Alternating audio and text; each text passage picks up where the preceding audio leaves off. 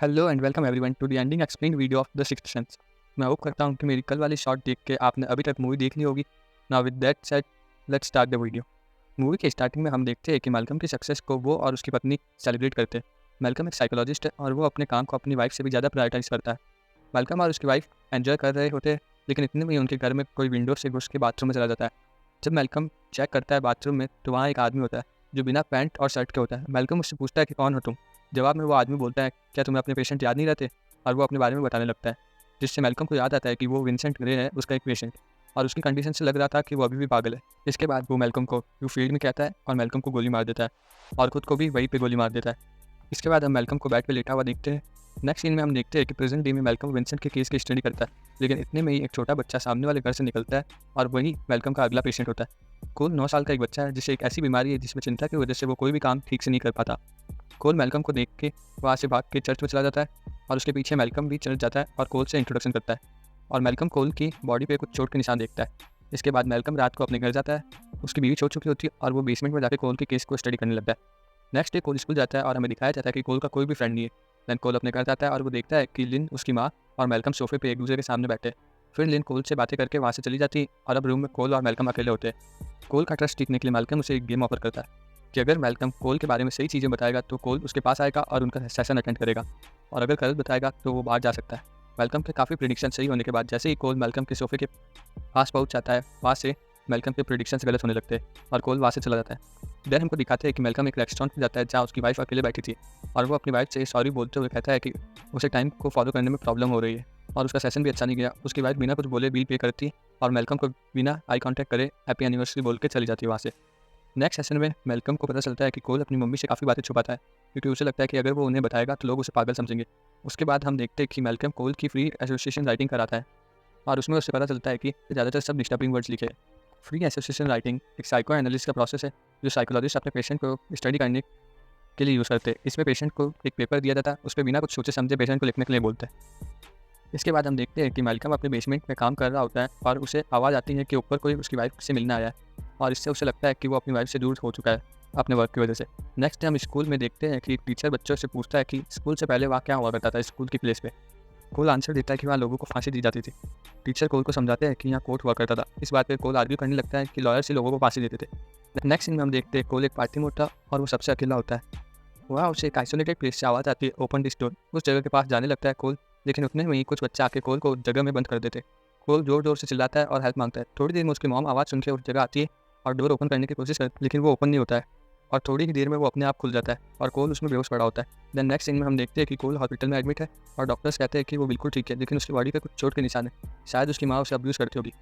कोल अकेला स्कैर्ड लेटा हुआ होता है, लेकिन उतने ही टाइम में वेलकम वहाँ आता है। दोनों ही काफ़ी अपसेट होते हैं। वेलकम कहता है कि उसे बच्चों की हेल्प करना बहुत पसंद था, लेकिन एक केस में वो विंसेंट ग्रे नाम के बच्चे की हेल्प नहीं कर पाया। उस बारे में सोच के वेलकम को बहुत बुरा लगता है और उसके बाद से कुछ भी ठीक नहीं हो रहा है। उसकी वाइफ भी स्ट्रेंथ बिहेव कर रही है, शायद अब वो उसको पसंद नहीं करती। वेलकम कोल को बताता है कि अगर वो कोल को ठीक कर देगा तो उससे लगेगा कि उसने विंसेंट को ठीक कर दिया है। ये सब सुन के कोल अपने सीक्रेट्स वेलकम को शेयर करने लगता है और वो वेलकम को बताता है कि वो गोस्ट को देखता है, वो भी नॉर्मल पीपल जैसे, और कई बार उनको ये भी नहीं पता होता है कि वो मर चुके होते। और वो बताता है कि मरे हुए लोग वही देख पाते हैं जो वो देखना चाहते। वेलकम इन सब पे नॉर्मल रिएक्ट करता है ताकि कोल कंफर्टेबल रहे। कोल वेलकम को कहता है कि उसके सीक्रेट्स किसी को मत बताना। इसके बाद हम देखते हैं कि कोल की बॉडी पे कट्स के निशान है और उसकी ड्रेस भी फटी हुई है। ये सब देख के कोल की माँ को लगता है कि ये सब उसके क्लासमेट ने किया होगा, और वो उसके क्लासमेट्स को फ़ोन करके धमका देती है कि अगली बार से ऐसा नहीं होना चाहिए।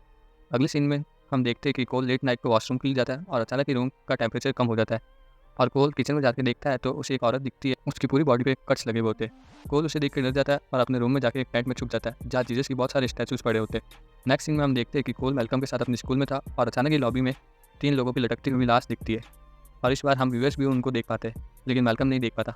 और कोल उसे बताता है कि जब भी हमारे आसपास कोई आत्मा होती है तो सराउंडिंग का टेम्परेचर कम हो जाता है और रोंगटे खड़े हो जाते हैं। इसके बाद हम देखते हैं कि कोल अपने घर पे एक बच्चे को देखता है जिसका सर फटा हुआ होता है। दूसरी तरफ मेल्कम की वाइफ अपने घर के आइटम बेच रही होती है और वो किसी और आदमी के काफ़ी करीब आ चुकी होती है, और ये देख के मेल्कम गुस्सा हो जाता है और वो पत्थर फेंक देता है घर के कांच पे और कांच टूट जाता है। हम देखते हैं कि मेल्कम अपने प्रॉब्लम्स कोल को बताता है और उनसे कहता है कि अब वो उसकी हेल्प नहीं कर सकता, उसे अपनी वाइफ के साथ रिलेशन वापस ठीक करने। कोल काफ़ी अपसेट हो जाता है इस बात से और उसे कहता है कि क्या वो कोल के सीक्रेट्स पे भरोसा करता है। मेल्कम कुछ नहीं कहता। फिर कोल कहता है कि अगर उसको कोल की हेल्प करनी है तो उसको उसके सीक्रेट्स पे भरोसा करना पड़ेगा। देन मेल्कम डिसाइड करता है कि वो कोल की हेल्प करेगा। नेक्स्ट सीन में दिखाते हैं कि मेलकम एक पुराने केस की कैसेट सुन रहा था और ये पहले सीन वाले विंसेंट ग्रे की थी। उसके भी सिम्टम्स कोल जैसे थे। इन्हें सुनते टाइम मेलकम को एक साउंड सुनाई देता है बैकग्राउंड में। वॉल्यूम बढ़ाने पे उसे पता चलता है कि वो कोई स्पेनिश आदमी की आवाज़ है और वो बोल रही है I don't want to die. ये सुनते ही मेलकम कोल से मिलने चर्च चला जाता है और वहाँ कोल से पूछता है कि जिन आत्मा को कोल देखता है उन्हें कोल से क्या चाहिए, क्या वो कोल से बात करने की ट्राई करते हैं। कोल बोलता है आत्माओं को हमेशा मदद चाहिए रहती है। मेलकम कहता है उसे उनकी हेल्प करनी चाहिए। इसके बाद हम देखते हैं कि रात को कोल अपने टेंट में बैठा होता है और अचानक ही वापस वहाँ का टेम्परेचर काफ़ी कम हो जाता है और उसके पास हम एक लड़की को देखते हैं जो काइंड ऑफ वॉमिट कर रही थी। पहले तो कोल उससे डर के भाग जाता है बाहर, फिर वो उससे बात करने की ठान देता है। इसके बाद हम देखते हैं कि कोल उस लड़की की मदद कर देता है एक वीडियो टेप उसके फ्यूनरल पे उसकी डैड को देखे, जिससे उन्हें पता चल सके कि उस लड़की की डेथ कैसे हुई है। इस सीक्वेंस के बाद हम कोल को स्कूल में देखते हैं जो कि बहुत खुश था और भूतों से बातें कर रहा था और वो अपने स्कूल में सोशलाइज होने लग गया था और एक्ट में पार्ट वगैरह भी लेने लग गया था। और मेलकम भी बहुत खुश था कि कोल अब ठीक हो गया है। कोल मेलकम को आइडिया देता है कि वो अपनी वाइफ से तब बात करे जब वो सो रही हो। मेलकम को भी आइडिया ठीक लगता है और वो कोल से नेक्स्ट डे मिलने की प्रॉमिस करके चला जाता है। अब कोल को अपना सीक्रेट ओनली अपनी माँ को बताना था और हम देखते हैं कि कोल और उसकी माँ ट्रैफिक में फंसे हुए थे। कोल बोलता है कि आगे एक लेडी का एक्सीडेंट हो गया है जो मर गई है। कोल की मॉम को ये सुनकर काफ़ी शौक लगता है कि कार में बैठे बैठे कोल इतना दूर तक कैसे देख सकता है, लेकिन कोल उससे कहता है कि उस लेडी की आत्मा उनकी कार के बाहर खड़ी है। ये सुनकर उसकी मॉम काफ़ी डर जाती है और वो बोलता है कि ही कैन सी गोस्ट, और फिर वो अपनी मॉम को बताता है कि ये गोस्ट ही उसको चोट पहुंचाया करते थे क्योंकि उनको कोल की हेल्प चाहिए थी।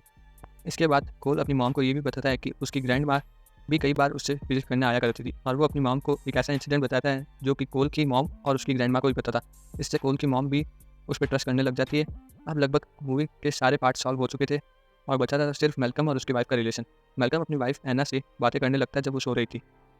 एना बोलती है कि Malcolm why did you leave me why, ये सब एना नींद में बोल रही होती है। इसके बाद एना के हाथ से एक रिंग गिर जाती है और वो रिंग मेलकम का वेडिंग रिंग था। और इसके बाद मेलकम अपने हाथ देख के शॉक हो जाता है क्योंकि उसके हाथ में वो रिंग नहीं था। इसके बाद मेलकम और हम व्यूअर्स को रियलाइज़ होता है कि Malcolm through out the movie जिंदा ही नहीं था, वो उसकी आत्मा थी, इसलिए वो वही देखता था जो वो देखना चाहता था। मेलकम की डेथ मूवी के स्टार्टिंग सीन में ही हो गई थी गोली लगने से और इसलिए कोल के अलावा मेलकम को कोई भी नहीं देख पाता था। जैसे एक सीन में मेलकम और कोल की मॉम आमने सामने बैठे थे लेकिन वो दोनों बात नहीं करते। कोल की मॉम ओनली कोल से बात करके चली जाती है। अगर हम पूरी मूवी को वापस देखते हैं तो हमें पता चलता है कि कंप्लीट मूवी में मेलकम कोल के अलावा किसी से भी बात नहीं करता है और हमें कोल की एक बात याद दिलाई जाती है कि कई बार भूतों को पता नहीं होता है कि वो मर चुके। और इसके बाद हम देखते हैं कि मेलकम को रियलाइज़ हो चुका होता है कि उसकी डेथ विंसेंट के गोली मारने से हो गई थी। हम देखते हैं कि कोल की हेल्प करके मेलकम की अधूरी विश भी पूरी हो गई थी विंसेंट जैसे किसी बच्चे को ठीक करने की। और अब उस रूम का टेम्परेचर बहुत लो हो गया था और मेलकम अपनी वाइफ से बोलता है कि वो कभी भी सेकंड प्रायोरिटी नहीं थी उसकी और वो उससे बहुत प्यार करता है। एंड मूवी यहीं पे एंड हो जाती है।